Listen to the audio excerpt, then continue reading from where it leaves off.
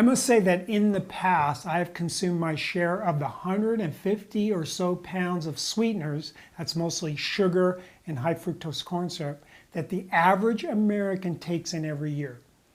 The problem is glucose and fructose, that's the molecules that make up sugar and corn syrup, both stimulate the secretion of insulin. Now, research is showing more and more that excess insulin is actually a bad guy. Excess insulin creates insulin resistance in our muscles, and this is a precursor to diabetes. But unfortunately, the fat cells don't become insulin resistant, and the action of insulin on the fat cells tells them to take in sugar and store it as fat. This not only makes us fat, but also makes us lazy. A muscle that's devoid of fuel has no energy for exercise.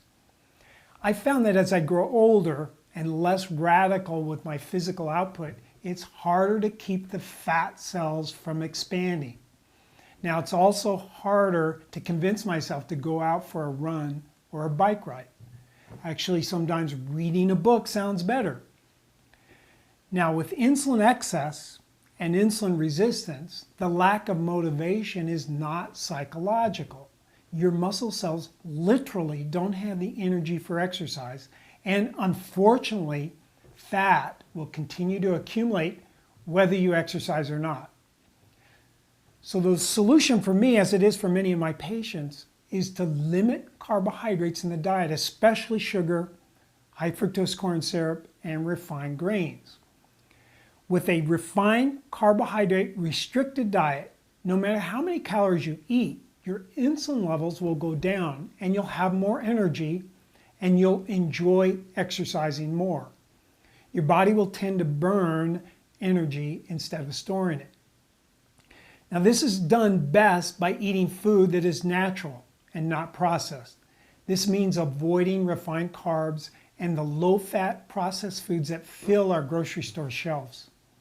If you have insulin resistance, you may want to even restrict carbohydrates further than that. To determine this, measure your fasting insulin level in your blood. Ideally, it's 5 or lower. So it may not be that we get fat because we are lazy.